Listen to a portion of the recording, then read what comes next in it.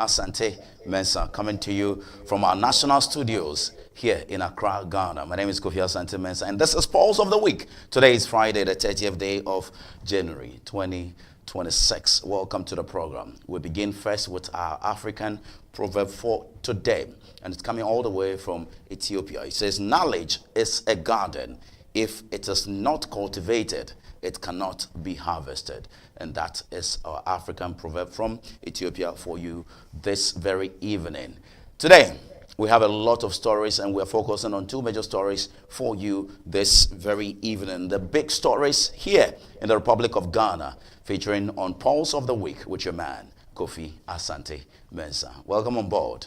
We begin today's broadcast with the big story that happened yesterday, and the ruling National Democratic Congress makes sweeping reforms and outlines activities for the internal elections for 2026. There are several reforms led by Fifi Avikwete he has outlined. Today, we would also take a good dig deeper into the waters of the opposition New Patriotic Party, because in less than 24 hours, the opposition New Patriotic Party decides on who leads the New Patriotic Party into the general election 2028 as flag bearer. We have all the analysis with the data man, Musa Dankwa. We'll do a lot of security analysis with our security expert, Ibad Ibrahim. These are the stories we are canvassing for you. We'll go back into history like I promised you on Wednesday to look at the historic antecedents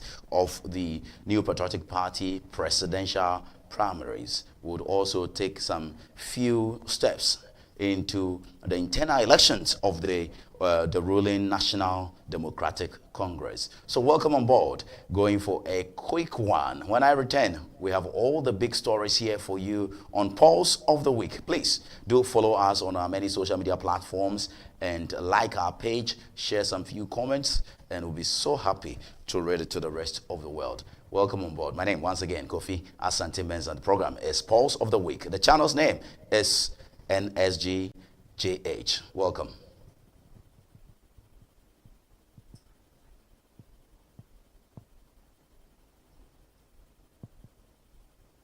A whole new beginning. Get used to it. I have stepped into my new beginning. Yesterday is gone.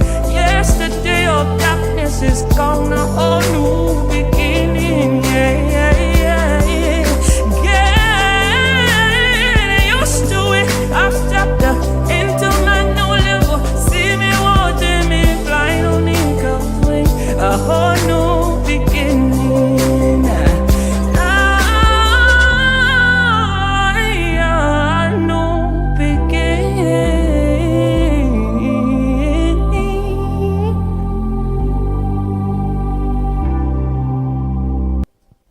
Always a pleasure to have you back. It's Pulse of the Week with your man, Kofi Asante Mensah, and this is NSG News. Thank you so much for being today's stories from the camp of the ruling National Democratic Congress, because ahead of its 2026 National Delegates Conference, the National Democratic Congress, NDC, has outlined key timelines for nominations, vetting, and elections, while unveiling reforms aimed at promoting internal cohesion and credibility.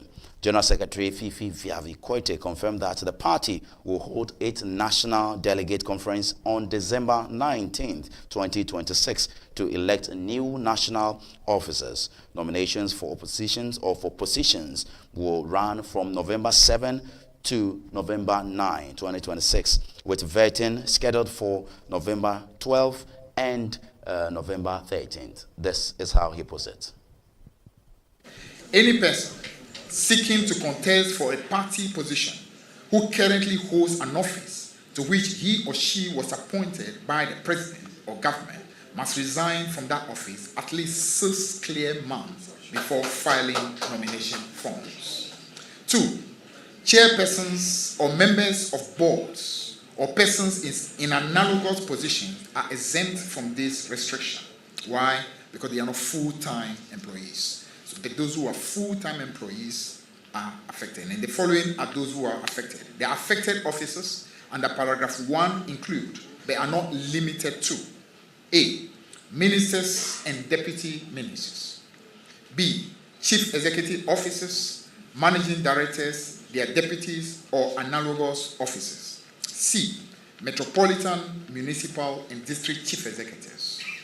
So those are the three main categories that we mentioned. I take them again. The affected officers under paragraph 1 include, but are not limited to: A, ministers and deputy ministers; B, chief executive officers, managing directors, their deputies, or analogous officers; C, metropolitan, municipal, and district chief executives. Now, the official guidelines for the elections will from today be made public. So all of you will be able to have access to them.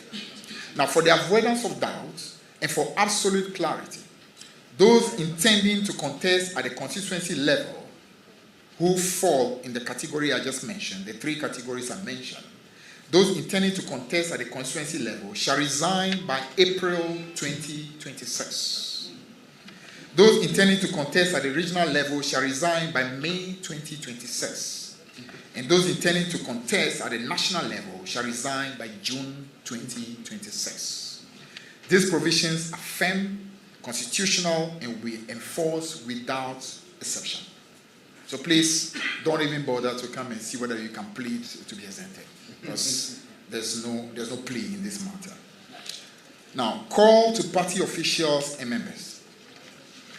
This reorganization process, ladies and gentlemen, demands discipline, integrity, fairness, and collective responsibility.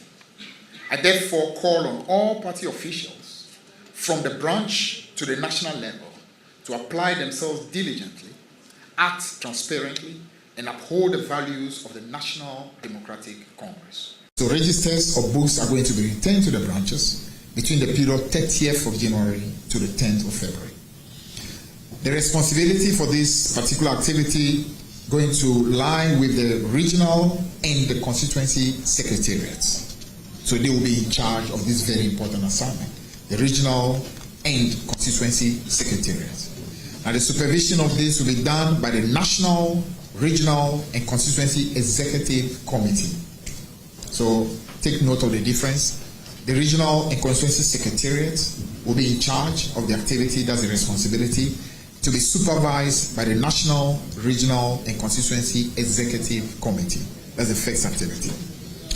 Number 2, registration of new members, which will also be done together with the updates of the register. This very important activity, which has to do with registration of new members and an update of our register, the period scheduled for this is the 10th February through to the 30th of March. So 10th February to the 30th of March, the important assignment of registering new members for the party and to also update. And there you have it. Fifi Fiavi-Kwete happens to be the General Secretary for the ruling National Democratic Congress.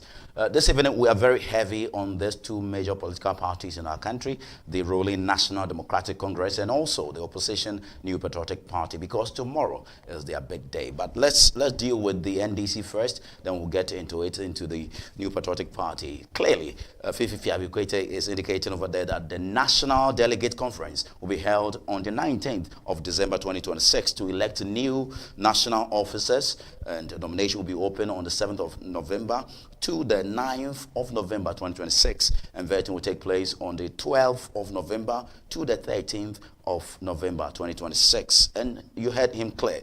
Government appointees, you have to resign, and resignation must be done 6 months prior to the polls. Constituency executive or constituency level, if you want to contest any election within the constituency level, you have to resign before by April 2026. The regional level election, please, you have to go ahead and resign before the month of May. And national level election or appointment or competition, if you want to be part of any competition or contest for any election, the national level, you have to resign by June this year.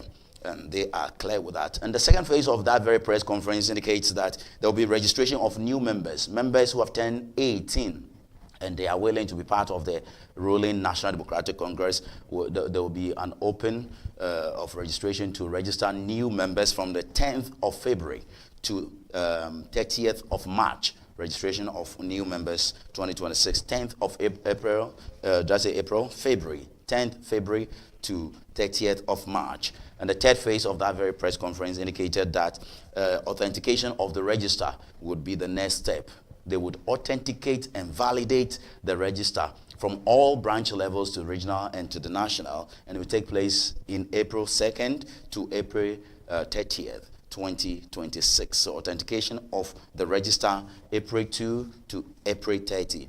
Vetting and appeals. If you have any appeal, you can bring it. It's between May 20 and June 30. That is the 20th day of May to the 30th day of June 2026. Then validation of branch executives. All branch executives would be validated, and that process will take place in July 10 to July 30, 2026.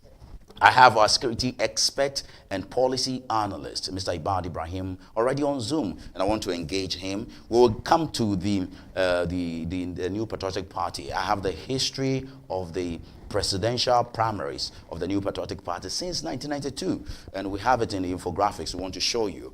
I have the profiles of the 5 contenders or the contestants for this very election, which is happening tomorrow. I have it here for you. I'll share it with you. I have the regional breakdown of tomorrow's election also here. Then we'll do more security as we prepare for elections tomorrow, even though it's an internal election for the opposition party, but we'll look at the security and also interrogate the data of the man, Global Info Analytics, Mensah Dankwa. He'll be joining us on Zoom pretty shortly, but I want to first engage our policy analyst and also security expert, Mr. Ibad Ibrahim. Mr. Ibad Ibrahim, I can see you on Zoom right now. It's been a while. I hope you are well.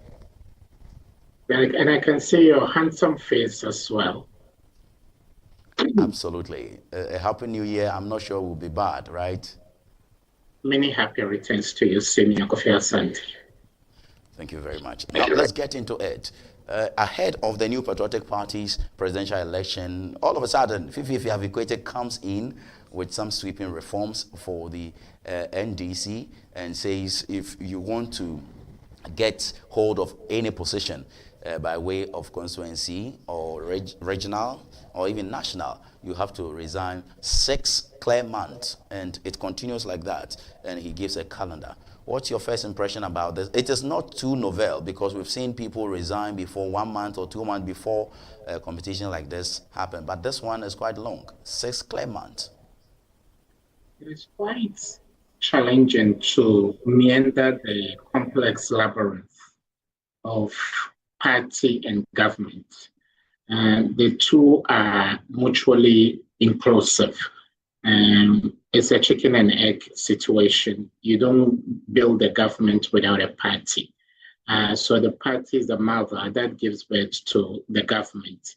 But at the end of the day, government becomes more resourceful than the party. Because the party as a private enterprise or the party as a form of voluntarism relies heavily on dues that are paid by party faithful. So people pay monthly or annually so that they will be in good standing. So during that time, you don't draw salary from the national kitty. The NDC, while in opposition, didn't have the power to take taxes from you and me. Then the NDC won in December 2024, and by the swearing in on the 7th of January 2025, it turned into a government. So sometimes it's very difficult for parties to have a parallel efficiency because those who go into government enjoy the largesse of the state. And sometimes people are tempted to forget where they came from. So all political parties learn from their mistakes, and it's a form of evolution that many political parties are going through. The NDC did quite a bit of work in 8 years to rebrand itself and rebrand its flag bearer, the candidates. somebody who was trailing by about 1 million votes. He cancelled the difference and 2 million votes. So it tells you that a lot of heavy lifting was done during those 8 years. And I believe they've learned their lessons. That the fact that you are an appointee and in the past 12 or 13 months, you've been able to amass a great deal of wealth. Doesn't mean that you have to torpedo certain people, especially those who really fought to bring the party to power. We still see Honorable Joseph Yamin, Honorable Asedun Ketia, Honorable Fifi Kwete himself, and other key national executives who brazenly do not have any official role in government. But don't be surprised. A lot of people will throw their hats into the ring, even though there is no indication any of them would want to repeat the same position. Does Joseph Yamin want to be national organizer again, or he would want to be national chairman? And does the general secretary want to remain the general secretary, or he wants to be the national chairman? Does the national chairman want to remain the national chairman, or he wants to be the flag bearer? So those who cooked this, what has turned into a juicy behemoth structure called government, sometimes are kicked out of the way because appointees who have enjoyed from the largest of the states have deep pockets to give money and dole money around to delegates and other people to win the hearts of those people. So I think it's a very delicate decision that has been taken by the ruling NDC, that if you really want to serve the party and serve it exclusively, then you should put away the trappings of government. Let me give you an example, Senior Kofi Asante. If you are a minister, as a minister, sometimes there are up to 5, 6, or 7 agencies under you. You have to oversee all of those agencies. How do you juxtapose that with being a regional chairman, for example? How do you juxtapose that with being a national chairman, for example? So it becomes difficult. We've seen flag bearers who later became presidents during the wee hours of the administrations promise that they would dedicate a day of the week to spend at the party headquarters, but It hasn't seen the light of day. So I think this is a deliberate decision by the ruling NDC to create a dichotomy between government and party, knowing so well that it is party that gives birth to government. So they want to safeguard the hen that lays the golden eggs. Mustafa Bande, the Deputy General Secretary of the ruling NDC, puts it this way. He says the party is meant for war, vehicles and tools meant for war. When you come back from war, you have to tighten the bolts and nuts and wash it and make sure you prepare all the gadgets again for another battle. That's how he puts it. Yes, by and large, electoral fortunes are exploits of war.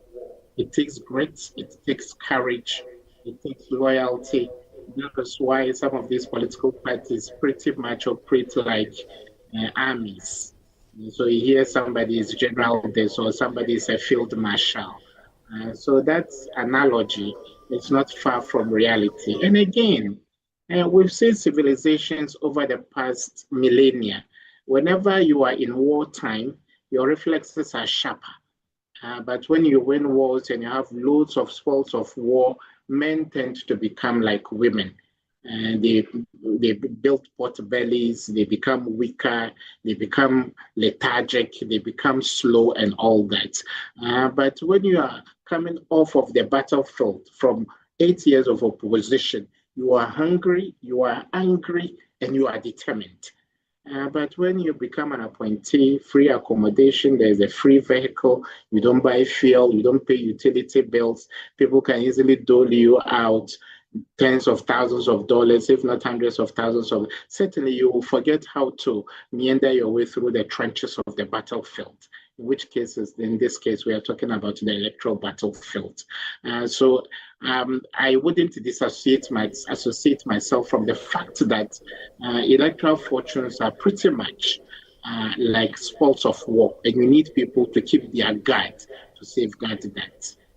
Now let's enter into it. Do you see that the ruling NDC, it has a pool of, if you like, human resource, because people affected with this resign before you contest in a 6-month clear period prior to the polls.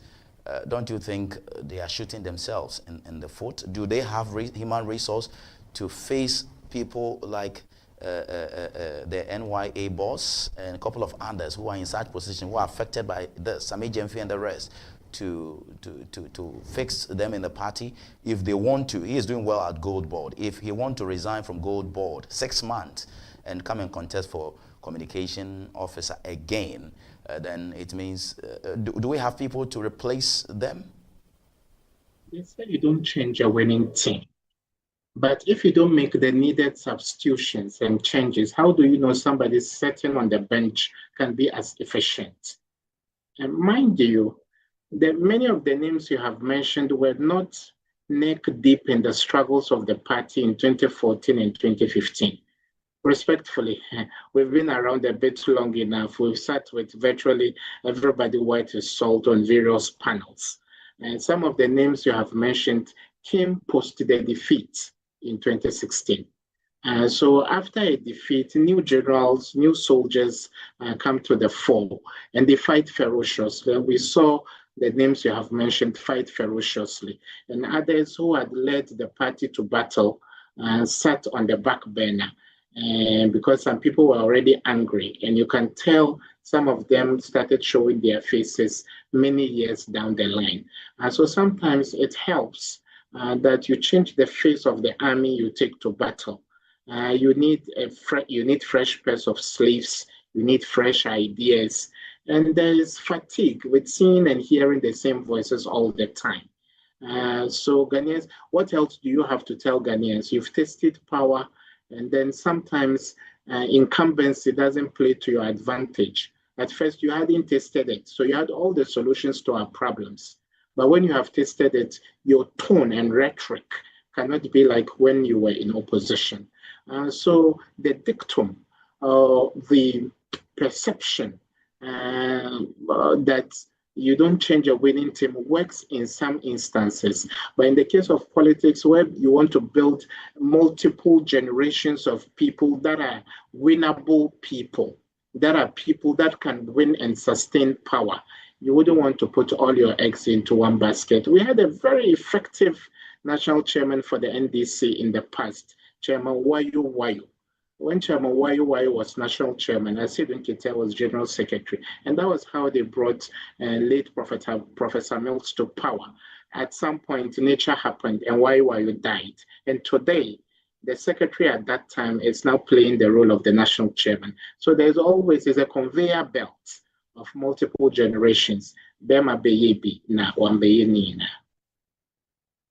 Now, let me find out from you. You are a policy analyst, you're a strategist, and you're a security expert. What would make a general secretary come out, if like 48 hours to the main opposition party, the New Patriotic Party presidential election, and come and do this sweeping announcement? Well, it depends on how you look at it. Maybe all along, the itinerary of the NDC has been cast in stone. So political parties have their calendars. And please mind you, and Senior Kofi Asante, if the NPP were to go by what is customary in the election of lower level officers up to the regional level, to the national level, then the flag bearer, then we wouldn't be seeing the flag bearer contest in the next 24 or 18 or 16 hours from now. So I think we can give them the benefit of the doubt that maybe it has all along been in the pipeline that a year after being elected, these are the sweeping reforms they would want to do. And that is one leg of the argument. The other leg is that why don't we throw in something into the mix so that it disrupts and takes away from the MP what the MPP is going to do. But what would be the political capital in doing that? So I would want to say perhaps, and this has been in the offing for a while, and maybe it fits into the calendar of the NDC to want to make these sweeping reforms.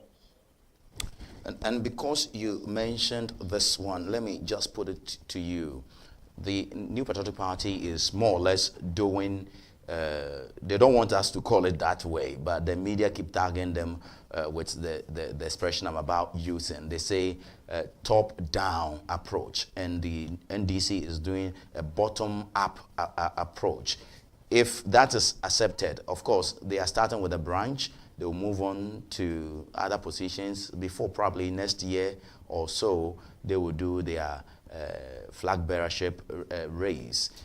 Which strategy works better, looking at the two political parties having won over 1.5 million votes in the last election, 2024, and having lost over 1.5 million votes in the last election, where in your stronghold, Asante region, they claim about 2 million people refused to go and vote. Which strategy would work? Political parties are guided by constitutions. And constitutions that every member, a card-bearer member especially, should be aware of. And you take into cognizance that the party can whip you in line. Senator Kofi Asante, if you and I were card-bearer members of either the NDC or the NPP, we wouldn't be able to have the liberty to share our opinions the way we do. So when you subscribe to a political party, you've entered into an oath of fealty and loyalty to the tenets of that party. And according to the NPP, the change we have seen in the modus operandi in choosing their leaders is different now because it has gone through the needed constitutional amendment. So if anybody had the issues, I'm sure the person would have gone to the courts to contest. And if anybody had issues, I'm sure the person would have handed back his or her party card to walk away. But if you're walking away free, as you and I are doing, then we can do all the criticisms. But for as long as you are bound by the tenets of a party, which is a fraternity you subscribe to, a constitution you hold dear, then it is very difficult for you to come out and rebel or mutiny against the decisions that have been taken at the highest level. But as to whether that decision is tactically and strategically beneficial, only time will tell. So they think, some of them have argued that they would want to get this out of the way so that the party can get enough time to heal. That is an argument some have given. Others also are saying, why do you keep the same body structure that took you into opposition? And if the flag bearer is chosen, who is the alpha and omega of the party, all other lower ranking officers would be whipped in line, and they would be as a result of the leisure and pleasure of the one who has been elected the flag bearer. So the underbelly of what happens subsequently will tell whether it was a good decision to adopt a top-down rather than a bottom-up approach. Want us to leave it to time? Time will indeed tell. And sometimes the radical decisions yield positive results. We saw the NPP during Nanado's time suspend the two most important leaders of the political party, and the national chairman and the national secretary, and they went on to win the election. So sometimes, and the NDC also took a very radical decision to take away their leadership in parliament, and they brought other people, to an extent that some certain MPs even came out to mutiny, to rebel publicly. That why were they being treated by the party like kids? At least they should have been informed why the then minority leader, the chief whip, and others were taken away. But at the end of the day, one would argue that looking back, that decision gave them some political gains. And today, those who were taken away from the leadership are occupying very important cabinet positions in government. So sometimes political parties bite the bullet, and only time will tell whether those decisions they take, the radical ones, are important and beneficial. But if I should push you to make a choice, would you side with the strategy of a bottom-up approach or a top-down approach, as the NPP is doing? I think it is experimental. And when you do experiments, it's like doing titration or anything in the laboratory.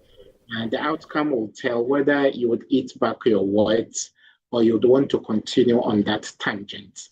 And I think perhaps they have a good reason they want to do this. So let's leave it to time. And I hope that whatever happens, it will fit into the literature of political science in the Republic of Ghana as to whether a bottom-up or a top-down approach helps any political party in opposition. In your submission, you made mention of the delegates. If somebody is not happy with it, they can take it to court, etc. There is three elderly people in our society. I think one is a woman. Two of them belongs to the New Patriotic Party, Nyahota Maklo and Professor Frimpong Boateng, and the lady I think belongs to, her name escapes me, belongs to the NDC. They have taken issue with the delegates format or style of electing flag bearers to court. Good move?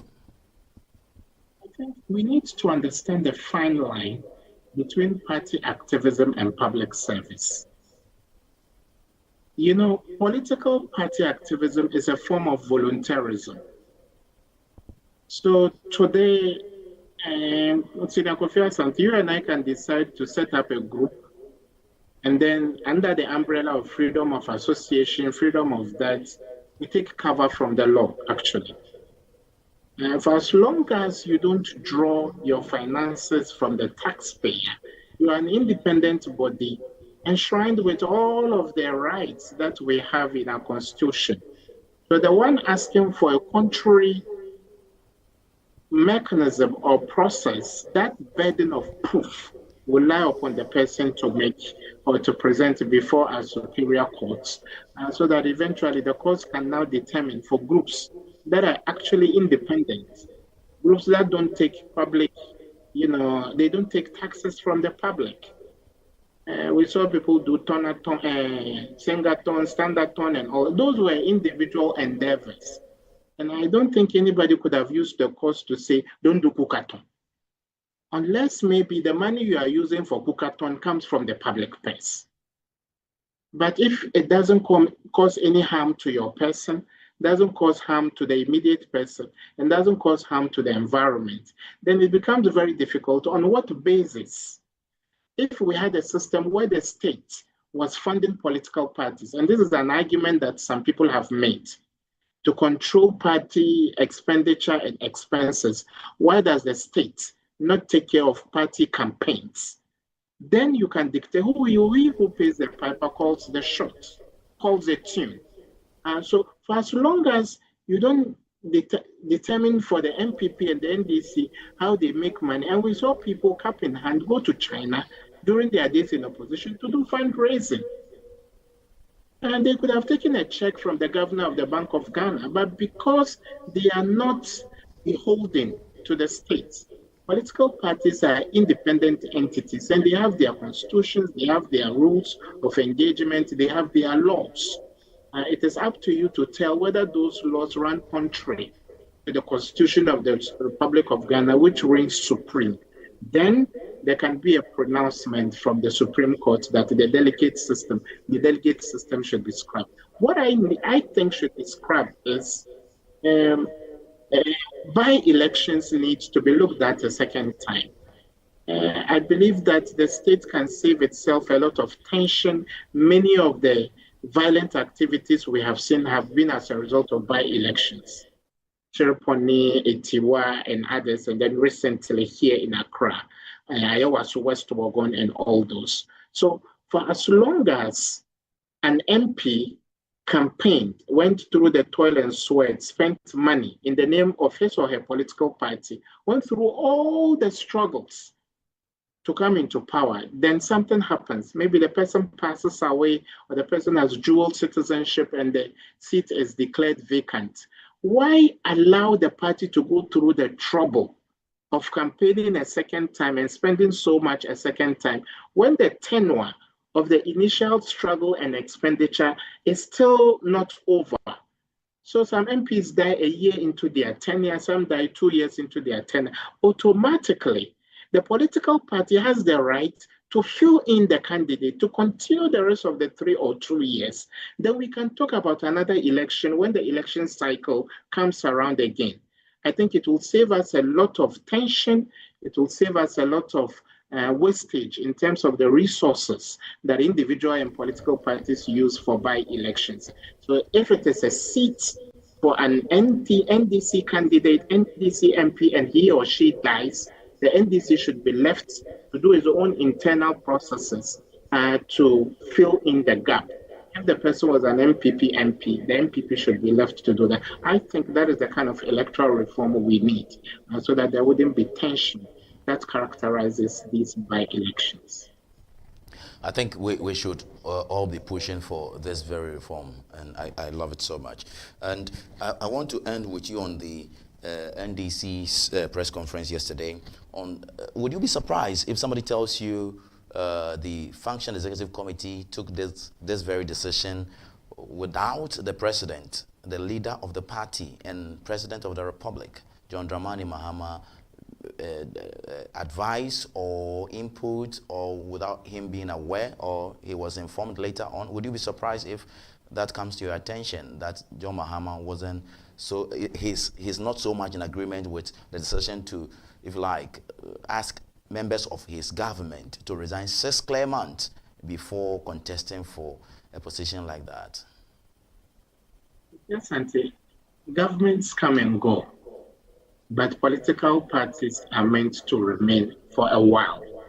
We can't tell how long, but we are talking decades, if not centuries. So before His Excellency John Mahama, we saw others lead the party and form governments, and those people are no more. And so when you look at the body language of His Excellency with the national leaders of the party, I see mutual respect between the two factions. So I would tread cautiously and not take the bait from the speculations that perhaps this was an ambush against the president. Why would a party that, and mind you, His Excellency John Dramani Mahama didn't just walk into the Flagstaff House or the Jubilee House. These very party structures literally brought him to the Jubilee House or the Flagstaff House. So why would you kill the ambition of a man you struggled so hard to rebrand and put back into the presidency? So I would leave this within the remit of speculation and hope that, I believe there would have been consensus building, there would have been consultations, because look, being in government makes people so resourceful in so little time. That is why some MCs and their MPs can't work together, because everybody is watching over their shoulders. If I'm the one doing it and Kofi Asante has been made an appointee, Kofi Asante will be building his war chest. Everybody wants to go back and take a certain position they didn't have in the past. So it creates a little bit of friction between government functionaries and party functionaries. So drawing the line and making it clear that if it is party work you need to do, you are to report to Adabraka from Monday to Friday, from 8 a.m. to 5 p.m., for example. You are a party functionary. If it is government you are doing, you are at ministries or you are at the Jubilee House, 8 to 5, from Monday to Friday. It is government work you are doing. But if the lines become blurred, I don't think when you become a jack of all trades, you become a master of none. So I think it's a very bold step, and then we'll see how the appointees react. This is a stimulus, and we'll wait to see the reactions of those who want to serve in party positions and put aside. The only thing that guarantees you sustainability when government is no longer in power, or when your party is no longer in government, is when you get a seat in parliament. So another short way people use to sustain their political ambitions is that if the appointment is juicy enough, I'll use the largesse of the appointment to secure a seat in parliament.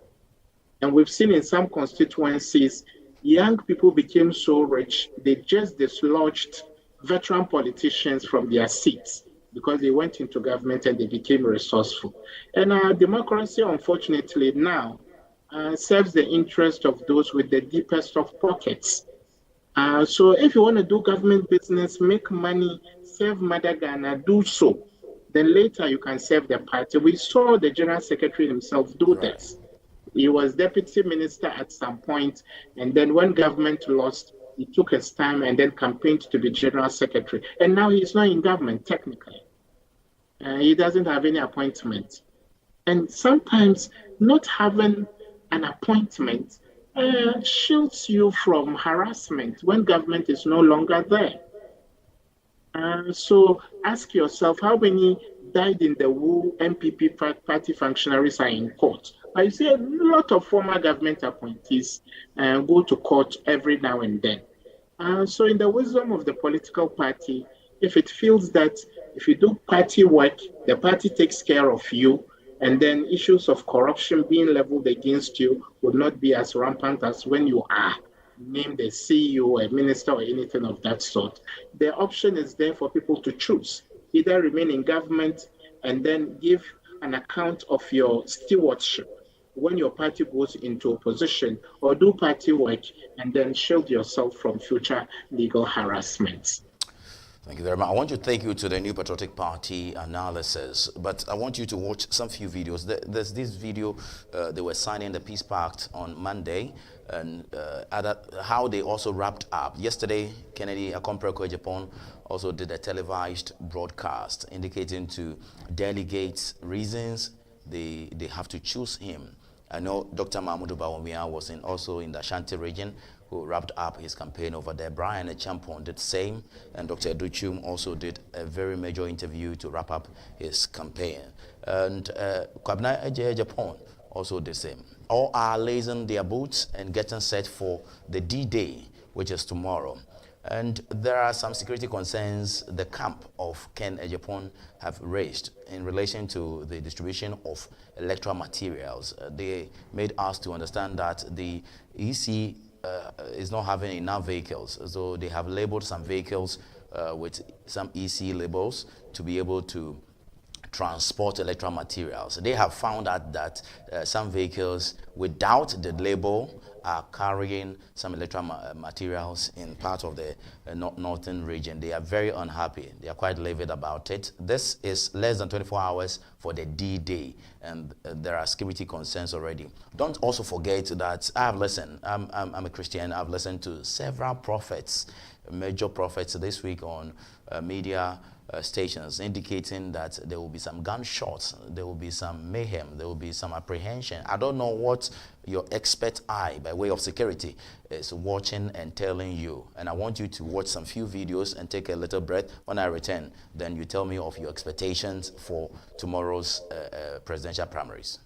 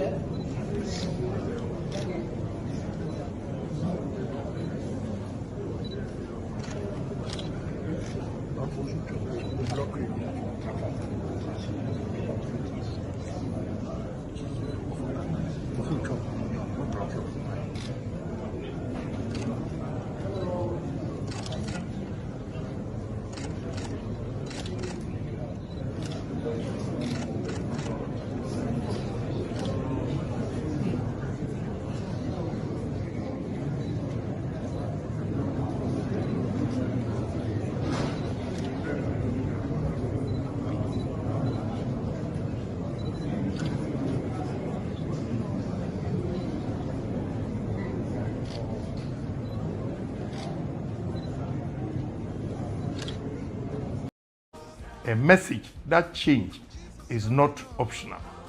It is urgent. This Saturday is not routine. It is a turning point. Delegates, you are the backbone of this party. Without you, there is no NPP. Yet too often, after elections, the grassroots feel forgotten. Polling station executives feel neglected. Constituency officers unsupported. That must change, and I say it must change. Under my leadership, delegates' welfare will not be an afterthought. It will be a priority. The cycle of sacrifice followed silence must end. I will establish structured delegate welfare framework. We will maintain. I'm not throwing my weight behind anybody. I am in to win. Okay. And I'll tell you, I had the same thing when I came to Bosomtwe to contest for Member of Parliament. I had just arrived from the US and they were saying he's testing the water. I said, no, I have no waters to test. I'm in to win. At the end, I contest. I have fierce opponents. At the end, I got 72% of the votes. So I don't test waters. Okay. I go in with my all to win. I share my story. And as a former education minister, very well known, by about 4 million students who have passed through senior high schools, whose schools, a number of them that I visited, I'm not into test. I have people there who know Dr. Aduchum.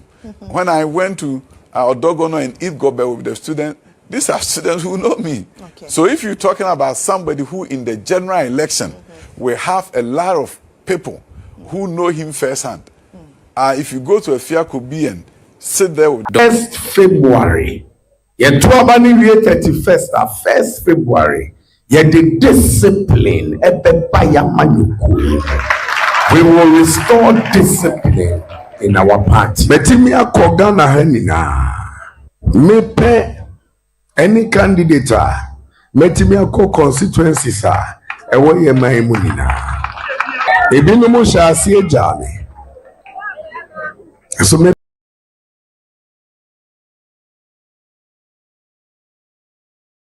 I have said from the very beginning that some of these so-called polls are not polls. If they were polls, they will be fake at best.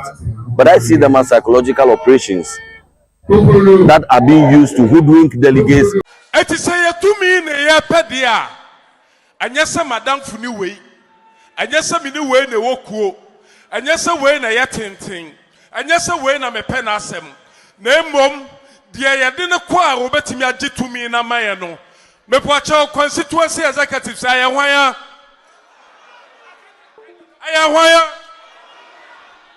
Council of Elders me poacha 1 year didn't call election 2028 obawine. Coordinators me poacha 1 year fanning call election 2028. Police station, police station, police station, police station, police station, police station, police station. I am 1 year for the call election 2028. I am 1 year for the call. I am 1 year for the call. I am 1 year for the call. Mesdames Kassani Bavier and Moutier. Moutier. And you put Numuna or Mopetu meaning in Ano or Munina NPP for or Munina Komoye. A pleasure. That's quite an insightful video over there. My name is Kofi Asante Mensah, and this is NSG's Pulse of the Week. It's Friday, the 30th day of January 2026. And tomorrow is the big day here in Ghana because 5 contenders are going in for the flag bearership race of the opposition New Patriotic Party by way of reforming the party ahead of the 2028 general elections. On Zoom, I've been engaging policy and security experts regular on this very channel, Mr. Ibrahim, and we have gone through the NDC stories. We are now with the NPP stories. We are canvassing 2 major stories, amazingly, from the 2 major political parties. Now, Ibad, talk to me. What are your expectations, security expectations, ahead of tomorrow? They tell us today, Nanabi was on Asempa this evening indicating, and he's been on several platforms, several media platforms, indicating that they have gotten an intel that the national security want to unleash some men to cause mayhem, etc. This is an intel, he will never tell you the source, but they have left all security in the arms of the Ghana Police Service, led by Mr. IGP Yono, and they are okay with that. They don't want any national security at any polling station. I think the only indication they made was in Boko, where some military officers will couple with the police to protect ballots and protect electorate over there. Please share with me your expectations for tomorrow. I think by and large, COP Yohono, who is our current IGP, has seen it all in terms of organizing elections. You remember in the past, especially in 2016, when the ruling NDC lost power, I think he was in charge of election security in that year. And subsequently has served in really privileged positions, police intelligence department, the PID, and all that. So he comes to the table with a great deal of experience in terms of which buttons to press to ensure that the electoral process is safe, peaceful, and secure. And we've seen the signing of a peace pact. Now it has gone beyond inter-party commitments to intra-party commitments. And so all 5 candidates have ratified a document that binds them, which they are committed to. If the election turns out to be free, fair, and transparent, and there is no reason to cause a security upset, there's no reason for their followers to damage the security reputation of their party and also the Republic of Ghana. So armed with these 2 assurances, an assurance from the Ghana Police Service led by the IGP, COP Yohono, and an assurance from the candidates themselves that for as long as the process is free, fair, and transparent, there will be no need to whip up their base to cause any security disruptions in the Republic of Ghana.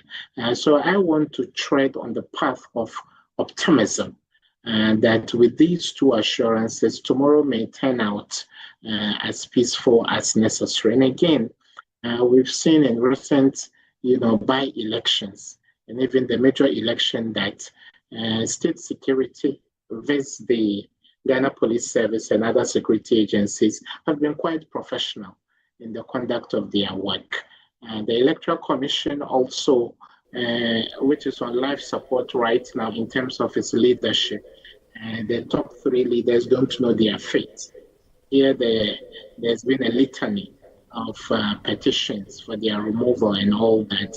And Dr. Bosman, I've been co-panelists with him before, and the others who are also serving in that capacity. I believe, even though they can't tell what their fate will be before the next general election, these internal elections are a platform for them to justify that they can be efficient, they can be non-biased or unbiased, they can sit on the fence and can serve as neutral umpires in some of these elections. So this is to have a smooth sailing election. So perhaps that could give the government of the day a change of heart, and that they are competent enough to lead Ghana into the next general election. And so everybody, there is a lot to lose. The part of the candidates, on the part of the Electoral Commission, on the part of our security services, that something may go amiss security-wise tomorrow. So I want to be optimistic. As for allegations and counter-allegations, I'm sure they will be quite rampant from tonight throughout tomorrow. Even in our major elections, you hear people say people have moved ballot boxes somewhere, people have printed some papers here and there. So yours is to provide a sentinel of evidence, and that what you are alleging as a security breach has happened. I am optimistic that security agencies should be able to jump to the occasion and tackle some of these concerns that are being raised by the national organizer of the opposition NPP, as well as other accusations and allegations we'll get to hear of tonight throughout the election day tomorrow as well. I have my final question, but amazingly, it's about 3 questions put into one. And I want to find out from you, do you believe in prophecy? Please think about it. And once you answer that, considering the 2023 presidential primaries, where Dr. Mahmoud Bawumia won, considering that process and Kennedy Pong was second, do you feel assured that the process would go peaceful? Because it looks like this year the tension is quite high, especially on the ground. Even on very major media platforms, you can see tensions are very, very high.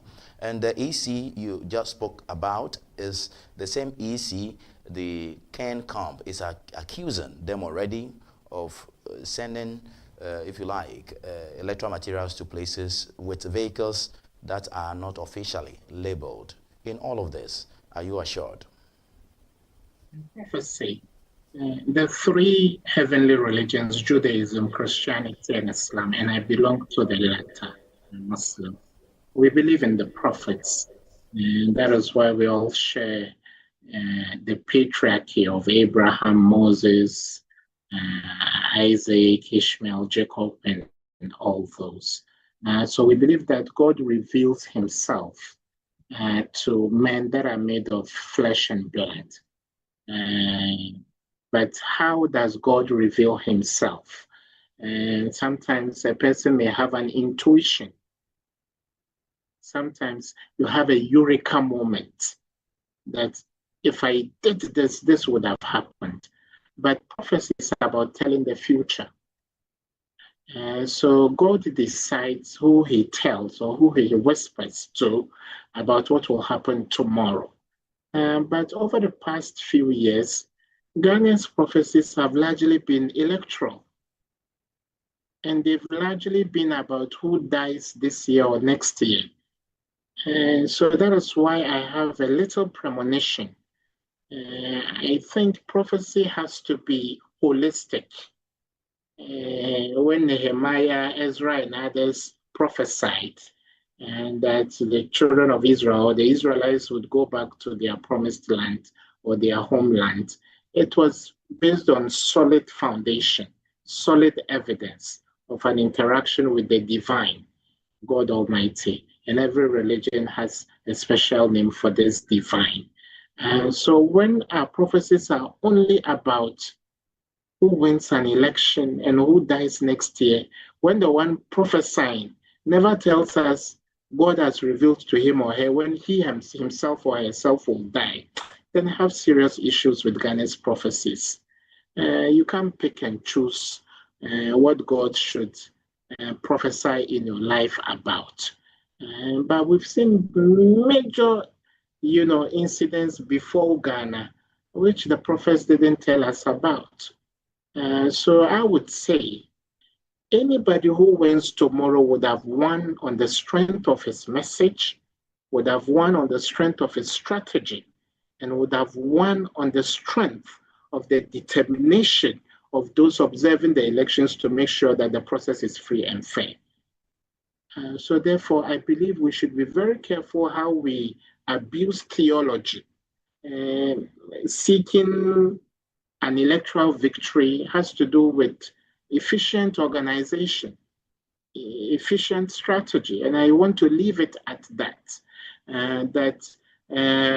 Prophecies, if it is about prophecy, then someone can prophesy, then don't campaign. If you can believe in a prophecy and win an election, there's no need for you to campaign. In some of the videos you played, some candidates have indicated how far and wide they traveled throughout the campaign period to meet delegates, sell their messages to them. Those are the empirical things that win elections. So if God has revealed to somebody that Kofi Asante will be president in 2028, I'm sure you will not need to campaign and you will be president anyhow, but you need to go through the drudgery of the process, the travail of the process. And it is only through the dint of hard work and determination that you win an election. Mr. Ibad Ibrahim, always a pleasure having you on our network. Mr. Musa Dankwa was built to be on the show, but Mr. Musa Dankwa has been very busy this week, and I know, and Dr. Kwesi Amache Boateng, they have all been very busy. But we thank you so much for being on our platform. Tomorrow we'll be here to do more analysis. By evening, I think it's almost 7. By 7 tomorrow, Saturday, 31st of January, we should be having a flag bearer for the New Patriotic Party, I'm sure.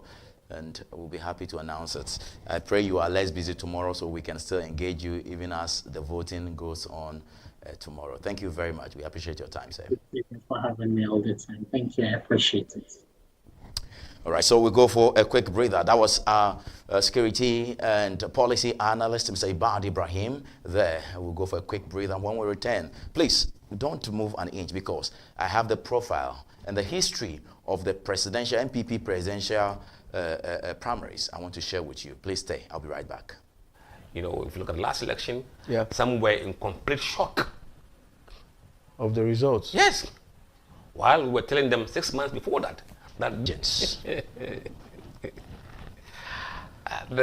So you are a traitor or what? I don't know.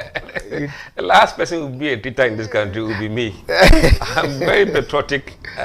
It is alleged that NDC is sponsoring you to do their dirty work. Let me put it that way. That's my word, dirty work, to discredit the advances of the NPP. You've been drawn into partisan politics. How do you come out of this one? One, I have not been contracted, required to do anything for NDC against any entity in this country. Absolutely not. I don't belong to the NDC. I don't belong to the NPP. I don't have political party affiliation with any other party. No. Now look, where we are in Hacho now.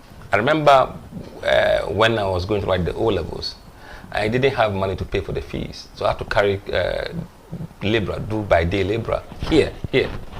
We're one of those who started building houses in this area as a laborer. You have to even go and carry the cement from afar because there were no buildings to store them in. This would be the shock. We were branded as mad people. But the numbers we were banding around was in excess of a 2.something million gap. We have to realize that the country, Ghana, has changed profoundly, even from 2016 levels. I think it wasn't Ghana government funded. No, it wasn't Ghana government funded. No, on your own you struggle, and then you go to Denmark. I remember when I arrived in Frankfurt on my way to Denmark, I had only $500 in my pocket, and that was supposed to pay for your accommodation, pay for your feeding, pay for everything.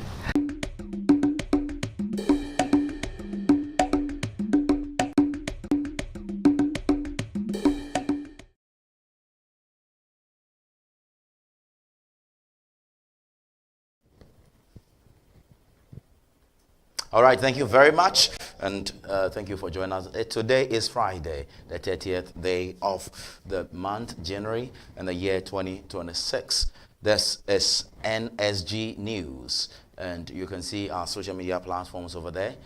Please go ahead and like our page and share some comments with us, and we'll be happy to read it to the rest of the world. Please share our link with your friends and family. Let me take you down memory lane relating to the New Patriotic Party history and elections, and I want to take you far back to 1992 with the help of my production team and post-production team members, graphic and infographics team members. We have done this to share with you this very evening.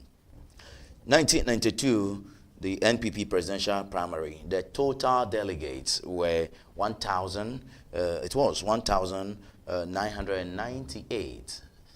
That's 1,998. And there you have it on screen right now. And those who competed, or the candidates, were Doctor, did I say doctor? Yes, there's doctor here though. But the first person is Albert Dubois. He had 1,121 votes, representing some 56.60%. Dr. Jani Selby, he had 343 votes, representing some 17.30%. J.A. Kufuor also was there in 1982. He had 326 votes, representing some 16.50%. Dr. Kwame Safo Edu was also there. He had some 149 votes, 149 votes, representing some 7.50%. J.A. Addison, he had 32 votes, representing some 1.60%. John Kwame Kodia, he was the last person who had 9 votes, representing 0.50%. The winner for the 1992 NPP presidential primaries, the first time NPP presidential primaries, was Albert Edu Boahen.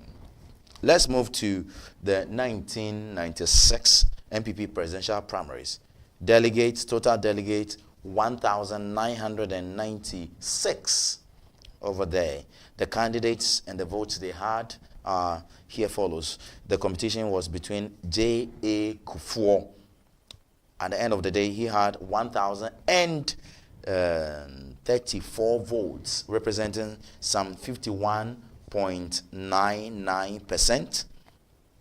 Albert Edu Boahen, he had 710 votes, 710 votes, representing 35.70%. J.H. Mensah, I remember this name, J.H. Mensah, he had 110 votes, representing some 5.53%. Jones Ofori Atta, he had 69 votes, representing some 3.47%. Kwame Safo Edu, he had 42 votes, representing 2.11%. And the last person over here, that is Johnny Selby. His name is quite a mouthful.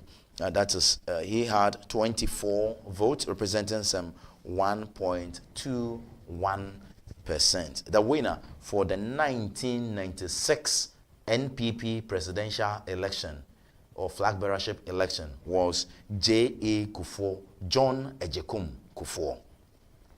Let me take you to the 1998 NPP presidential primaries. The total delegate was 1,993.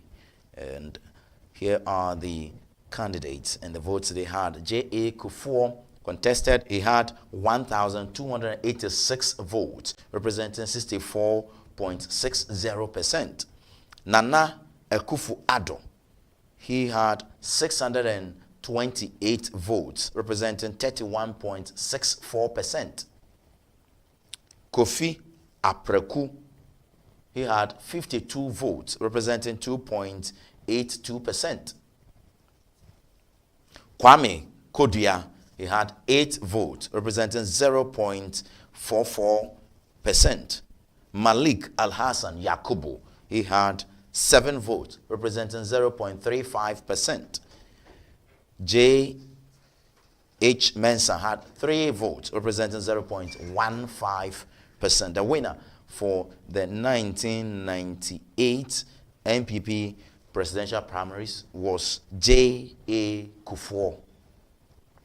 Now let me take you to 2007 NPP presidential primary or flag bearership elections. So the total, we have the delegates 2,000 plus because of proxy. So the candidates and the results are Nana Addo Dankwa Akufo-Addo.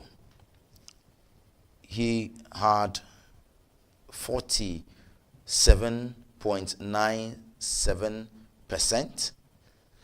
Alan John Cheramantin, he had 32.5%.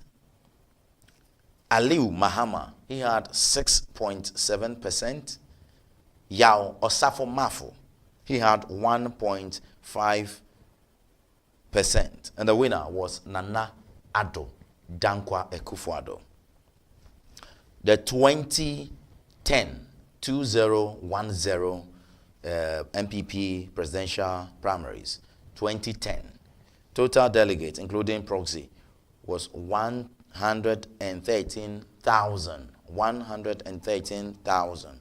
Nana Addo Dankwa Akufo-Addo had 83,361 votes, representing 77.92%. Alan John Kyerematen had 21,820 votes, representing 20.40%.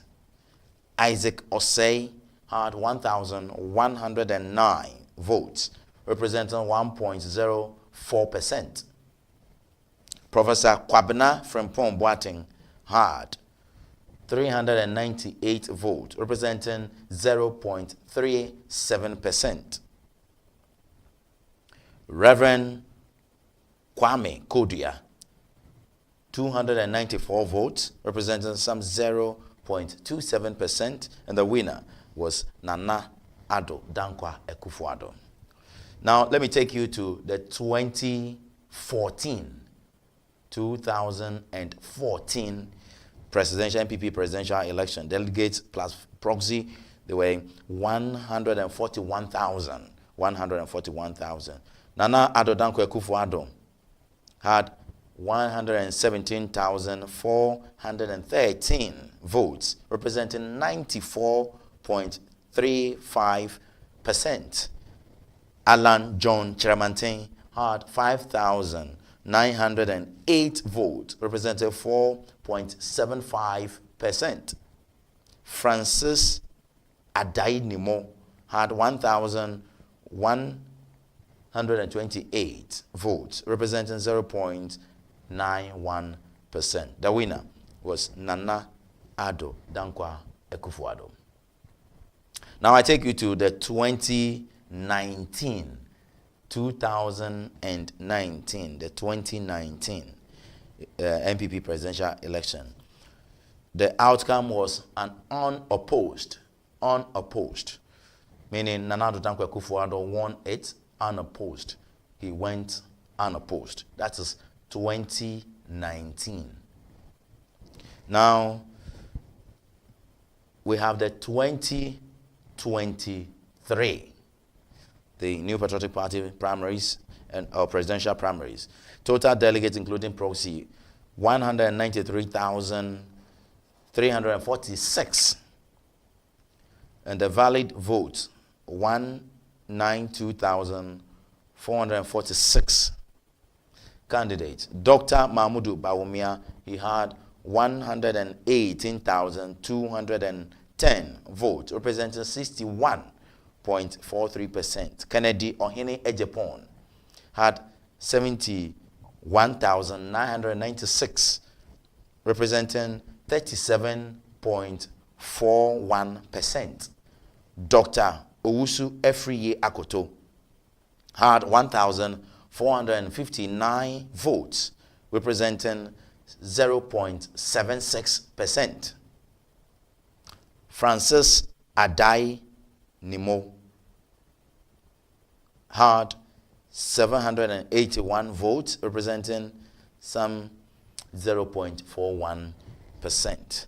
And that is digging down in memory history for you, down memory lane by way of the NPP presidential primaries. I want to take you to the profile of those who are contending or contesting for this very election happening tomorrow, 31st of January 2026. I want to start with the first man on the ballot. His name is Kennedy Ohene Ejepon.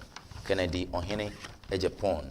He is the first on the ballot, and the second is Dr. Brian Echiampon, and third is Dr. Mahmudu Bawumia. The fourth is Dr. Yao Osei Educhum, and the fifth is Engineer Kwabena Ejepon. So I begin with he's not a doctor.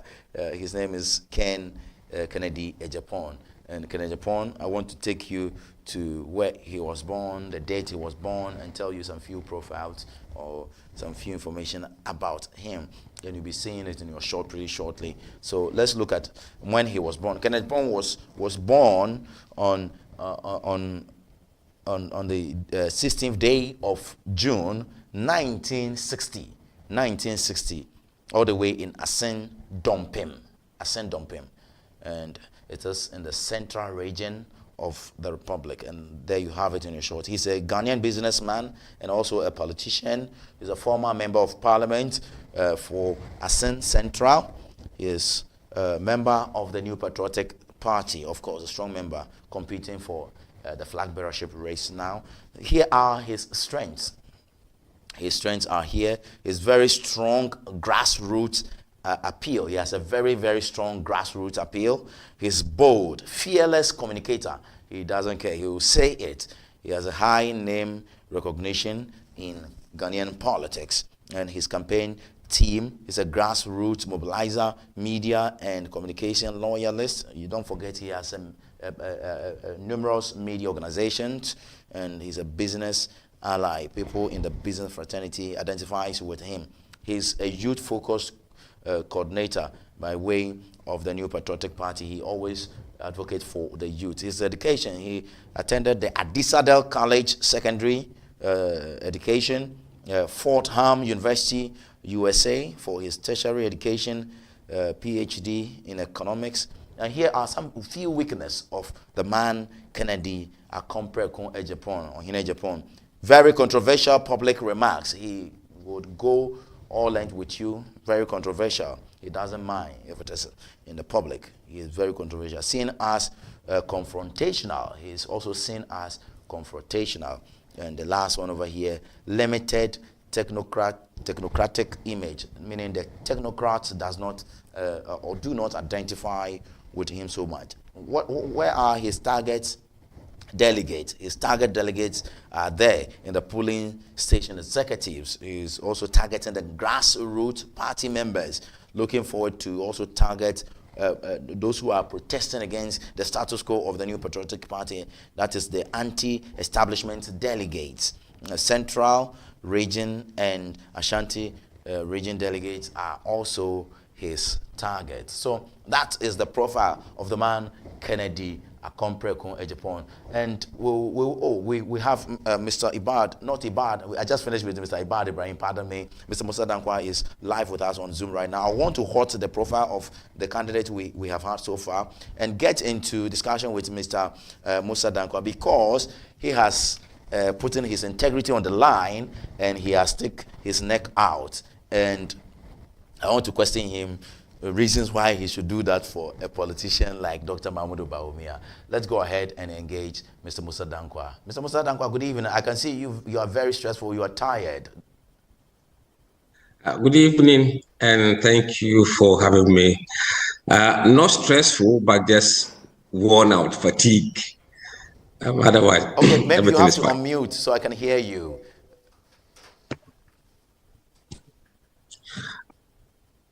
All right, so Mr. Musa Dankwa is unmuting for us to hear him quite clearly over there. And Mr. Musa Dankwa is the Executive Director for Global Info Analytics. They have done a survey or a poll indicating clearly some 57% of the poll indicates that Dr. Mahmoud Bawumia is winning. No runoff, he's winning hands down. And I want to go to him right now. Can you hear me? Yes, I can hear you. Mr. Musa Dankwa, good evening. I said I can see you are quite stressed because this week I've seen you on numerous television stations, and the battle is even on for tomorrow and Sunday and even Monday next week. I mean, it's just exhausting rather than stressful. I'm not stressed. I'm relaxed. But we are relaxed about everything.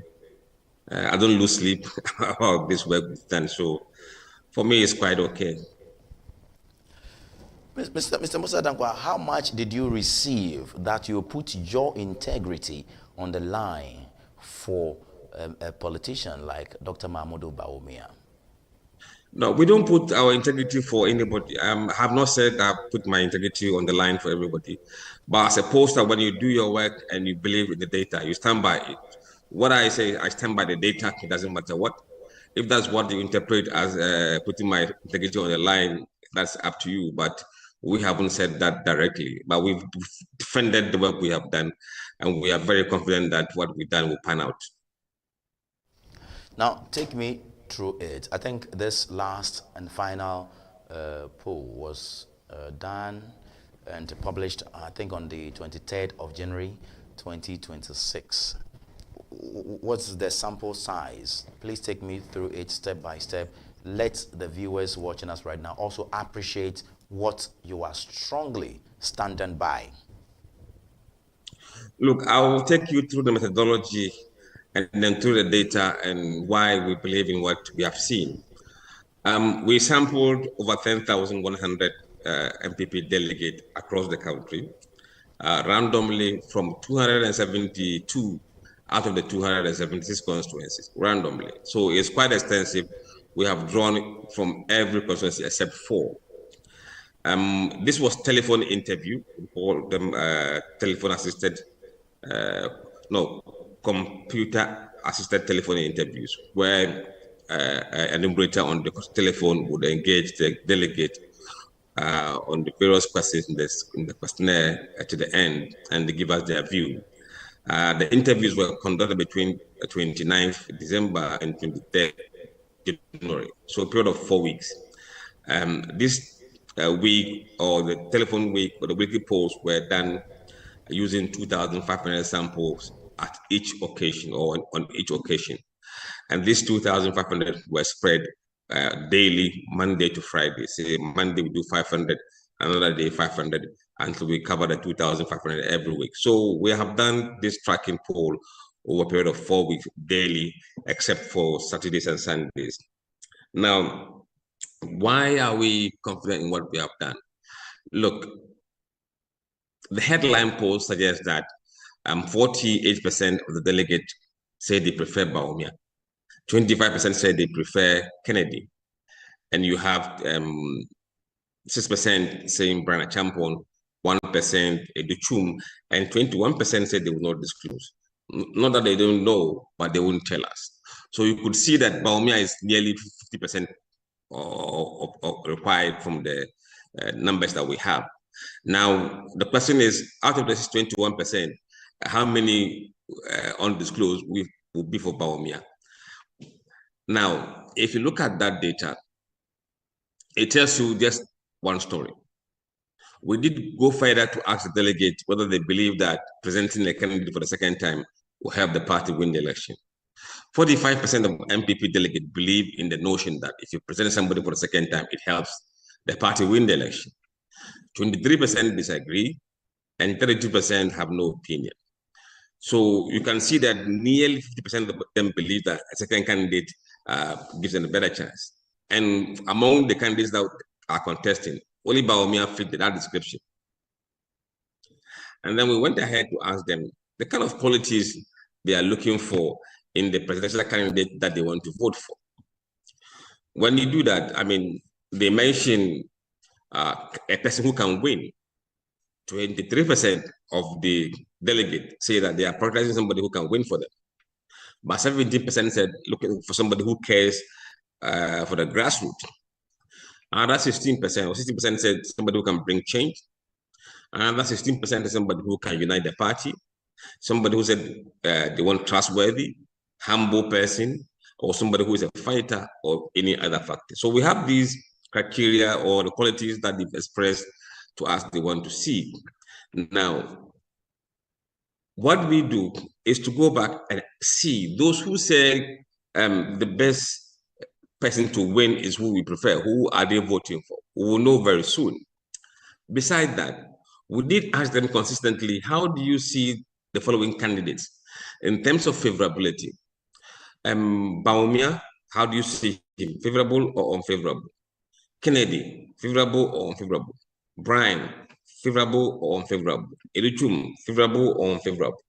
Now, if you look at that kind of responses, what we find is that in the month of the January, Bawumia is on 93% favorability. They're not saying they will vote for him. No, they see him positively, favorably. whereas 85% see Kennedy favorably, 86% see Brian favorably, Educhum 83%, and Ajay 85%. So you could see that Bawumia is miles ahead when it comes to favorability rating compared to Kennedy. Now, if you look at the trajectory of favorability, Bawumia was 92.5% on 2nd January 2026. He ended the week or the period on 94.6% on the 23rd January 2026. Kennedy was 85% beginning of the year 0201, and he ended the polling with 85.4, just 0.1% increase above the initial data of 85.3 in 4 weeks. Then you look at Brian Achampa, who was on 83.7 in the beginning and ended up on 89.1 in the end. You could see that Bawumia made gradual improvement from where he was at the beginning of the period to the end.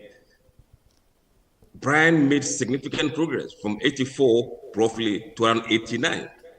But Kennedy really made just 0.1% improvement over the whole period. You could see that the candidates who were probably higher than Kennedy were the ones that from the poll you could see have made some significant gains, really by Brian Achampa. Now, if we ask them, who would you want to vote for? 48% remember said Bawumia, 25% said Kennedy, 6% Brian, 1% Edichum. Now, if you look at the reason we are saying Bawumia is going to win, let's look at this data. Among those who give us some qualities that they expect the candidate to exhibit before winning their vote, let's take the can win quality. And those who pick can win, who are they voting for? And those who pick the other qualities, who are they voting for? Now, if you give me a few minutes, I will just look at the data quickly for you. Right. Okay.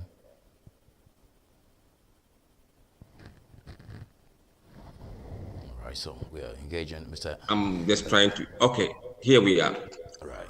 For the delegates who say they want somebody who is humble, remember there are about 8 qualities also. Those who say they want somebody who is humble, Bawumia gets 67% of those delegates, and Ken gets 21%. For those who said they want somebody who is trustworthy, 45% of them were found to be voting for Bawumia, and 32% for Kennedy. For those who said they want somebody who's a fighter, 25% of them were voting for Bawumia, and 62% were voting for Kennedy. For those who say somebody who can bring change, 51% were voting for Bawumia and 26% were voting for Kennedy. For those who say grassroots, Bawumia 42%, Ken 30%. And for those who said someone who can win, Bawumia is 47%, Ken is 24%. And somebody who can unite NPP, Bawumia is 45%, Ken is 16%. And those who were using other factors to decide, Bawumia 45% and Ken 11%. So you can see that on all measures, Bawumia is leading on all the qualities except can fight. The fighter, yes. Yes, except the fighter. So this is consistent. And if you look at the numbers he's getting, averagely, that will be around 25. And on the headline poll, remember, there are those who are saying they will not disclose. Those guys will disclose in the end, so it will change the numbers slightly towards the end. So what we are saying is that putting everything together in our projections, we believe that at the end of the contest, Bawumia is going to be on 57%, plus or minus 3% margin of error. Kennedy on 28%, plus or minus 3% margin of error. Brian 13%, plus or minus 3% margin of error. So you could see that even though Brian was around 6% in the headline poll, he seems to have jumped from 4% to 13%. That suggests that in the last days of the weeks of the campaign, he was the one that getting the momentum, and the momentum he was getting was coming from Kennedy. Kennedy was losing vote to Brian in the last week or so of the campaign. And that is why Brian is projected to around 13%, even though he was at 6% on the headline poll. So you won't be surprised, Mr. Musadanko, that Dr. Mahmoud Bawumia would win, though tomorrow, but with probably 80 or to 90% of the win. Would you be surprised? No, it's highly unlikely he would get. Look, his best performance will not even exceed what he got last time. His best, if for some reason he outperformed any expectation. The last time, I think he don't had see 61%. 61%. Yes. So he won't perform and better. If Brian is in the race, Brian is taking numbers from him. If Brian is taking numbers from Kennedy, there's no way he's going to make that number.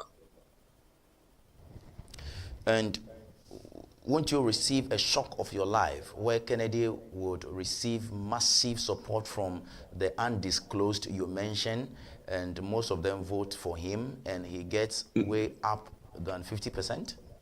No, because look, let me look at this data for you, and you see why I'm saying no. We have looked at the same data, those who are voting now, and how they voted in the last election. 81% of those who went for Bawumia in the last election are still voting for him. 9% of his supporters have gone to Kennedy. 6% has gone to Brian. And 4% said they will not disclose. So among the undisclosed are Bawumia people as well. And then when it comes to Kennedy, 11% of those voting for Kennedy last year have switched to Bawumia, 11%. More than they have switched from Bawumia to Kennedy. So Bawumia has +2 advantage among those who are switching camp. Now, anybody who is going to win should not be losing net vote. I don't know whether you get me. I do. If you are winning, you should not be losing more votes to your opponent through the defection. And Kennedy Absolutely. is losing. And then when you look at those who did not vote, assuming they did not vote and they want to come out and vote for Kennedy to make up the difference, here we're not seeing that. Those who didn't vote, 48% are voting for Bawumia, 23% are voting for Kennedy, and 27% say they are not disclosing. Trust me, the undisclosed will break away, not different from the main race. And you don't think... So among those who say they are not disclosing, 3% of them, Bawumia guys, are not disclosing. Sorry, 4% of Bawumia guys are not disclosing. Mr. Musadanko, your poll ended on which day? 23rd? On Friday, 23rd. Okay, you don't think between 23rd and today, 30th, as we prepare for tomorrow, 31st, there could be enough machinations for things to change around? Look, only 9% of the delegates are saying that they may change their mind. 9%. And normally, if people are amenable to changing their mind, they change their mind either for Bawumia or for Kennedy. And what will cause someone to change his mind, even though he's made up his mind as who to vote for? If the campaign for Bawumia goes on steady, smoothly till the end, it's unlikely people will move from him to anybody. If the campaign of Kennedy was going well and it begins to kind of jolt, those who may be thinking of changing mind will change mind. And in the last few weeks or few days of the campaign, it has not been good for him in terms of public reaction to comments he made about Bawumia. And those are the things that could affect those who are either undecided to break away from you, and those who say they may change their mind from you to somebody else. So if you look at the trajectory of the race and what has happened, we don't see Bawumia suffering last minute.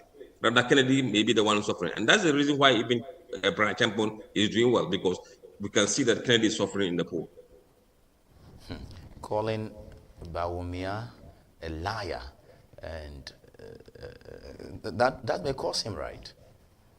It didn't go down well with the delegates. Because we were tracking the polls every day. The moment he made those comments, the following day we saw his polling numbers coming down immediately. Wow. So in effect, you are giving your opposition, the NDC, ammunition to come and battle you ahead of 2028 elections? Well, that's what it looks like. Mr. Musa Dankwa, we want to leave you. Tomorrow is the D-Day. I know you will be so much engaged. We would also be here in our studios here in Amahia. We'll try to reach out to you. If in the course of the day you find some time, please talk to us. Let's look at the numbers as they come in. Thank you so much for joining us this evening. It's my pleasure. Right. All right, so that's the Global Info Analytics Executive Director, Mr. Musa Dankwa. We engaged over there, and we're drawing the curtains down. But I have left some four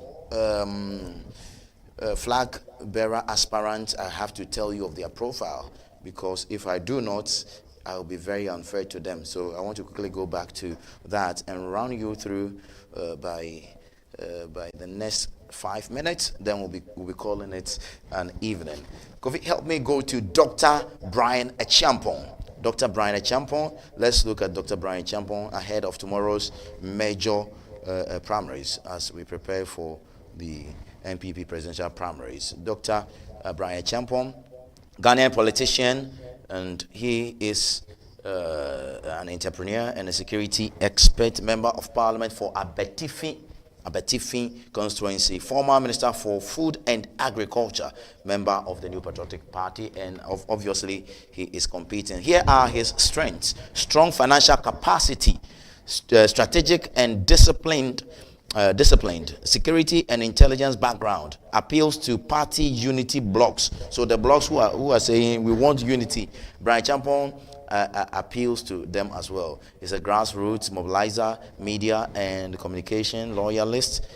He's a business ally, youth focused. He wants jobs for the youth, and his educational background: Johnson and Wales University, USA, for his BSc and MBA Business Management. University of Ghana for his PhD in Information Systems. His weakness: here are his weaknesses, and he has low national popularity. Of course, he's not like the others, like Dr. Baumia. You know Dr. Baumia for pink shit. Hey, pink shit time. It wasn't easy. Seen as elite and observed, limited grassroots excitement. You know, he's not that exciting, the grassroots. Target delegates, regional and constituency executive. Of course, he's a Betifi, so he'll be targeting them. In region, Eastern region, he'll be targeting the Eastern region delegates. Party financiers, he will be targeting party financiers. Stability focused delegate, he's looking at all of that. Help me go to Dr. Mahmoudou Baumia. Let's look at the profile of Dr. Mahmoudou Baumia. Mr. Former Vice President Dr. Mahmoudou Baumia, born on the 7th of October 1963 in Tamale, in the northern part of Ghana. Ghanaian economist and politician, of course, former Vice President between 2017 and 2025. His strength: strong academic and economic background, of course. Former governor, deputy governor of the Bank of Ghana. He was, okay. High national and international exposure, of course. Once he's been vice president, he has a national and international appeal, okay. Appeals to youth and middle class. Of course, the youth loves that man who wears the glasses and turns around, dances and holds the tia. More fast tia, no my man. Appeals to the youth and the middle class as well. And his campaign team: former government appointee, policy technocrats, digital and media strategists, Northern Region Party elders. Education: University of Beckenham, UK, BSc Economics, first class. He had first class. Oxford University, UK, MPhil Economics. Simon Fraser University in Canada. His weakness: listen to his weakness. His weakness number one, okay, tied to economic challenges of past government. Of course, 8 years of Nana Dankwa Akufo-Addo government, he's been tied to it, okay, and he was the vice president, so obviously, and perceived as less grassroots person, seen by some as elite and technocrat. Okay, so his target areas: TESCON 4, Yembamo Chain, target delegate, TESCON members, we are coming to you. Urban and educated delegates, those who are living in urban cities and educated ones. Northern and Zongo delegates. So if you're from the northern region, northern extraction, and you are in the Zongo, like Medina, Zongo, whatever, Zongo, we are coming to you. Delegates loyal to Akufo-Addo legacy. We have some delegates who are really, really loyal to Nana Addo Dankwa Akufo-Addo, and they are the targets of Dr. Mahmudu Bawumia. The last two, Dr. Yao Osei Educhum, number 4. Let's go to Dr. Yao Osei Educhum, and there we have it, Dr. Yao Osei Educhum, and he's a Ghanaian educationist and politician, member of parliament for Bosumtwi constituency, former minister of education, and member of the New Patriotic Party. And his strengths: strong education credentials, is very calm, clean public image. Oni asembia chrono sembia man nchen. Bakubi na nkamanase pesa ode hanom nanso. All right. So he's a policy. He has strength in policy focused and disciplined. Appeals to professionals, those professionals, executives, foreign professionals. You know, he appeals to them. Educational background: KNUST, BSc, land, economy, and real estate. Obesi Diamond, University of Laverne, USA. And he had his master's education in management. His weakness: low grassroots visibility, limited nationwide popularity, and smaller political machinery. So Oniska, he doesn't have strong political or big political machinery. Okay. Targets delegate: education sector delegate, professional and technocrat. Ashanti region, because he's from Ashanti region. Intellectual blog, he will go there. The Ashanti regional intellectual blog, he will go there. Reform-minded delegates, those are his targets too. And the very final person over here is engineer Kwabena Ejepon. This man, impeccable man in English language. And Kufuor's press secretary. Ghanaian civil engineer and politician, former general secretary of the New Patriotic Party, long-time party organizer and administrator, of course, member of the New Patriotic Party. His strengths are deep party organizational knowledge. Of course, he has it. Disciplined and principled. On the we are rough for the Ababi Chauto. He is very disciplined. Sent us loyal to party ideals. Experience in administration. Okay, his education: Fantipim School, secondary education, KNUST, BSc, civil engineering. His weakness: low national popularity. Only Dinkra, he doesn't command national popularity. Limited financial muscles. Onisikakra. Come, let me give you money. Less appeal to youth voters. He's very, very much less appeal to the youth, and his targets delegates: former party executives, those who have worked and they are now at home. The delegates: old guard NPP loyalists and ideological party members, central party structures, and that is Dr. or Engineer Kwabena Ejepon this evening. And that's how we bring the bulletin to close this very evening. My name is Kofi Asante Mensah, ably supported by my able team over here. And I leave you with a quote that says, God gave us 2 ears and 1 mouth so that we may listen twice as much as we speak. On this note, I say good evening to all of you. God willing, tomorrow, probably in the middle of the day or midday, we'll be here to gauge the mood of the election, and we wish the New Patriotic Party well as you go for your flag bearership race tomorrow. God be with you and have a good night.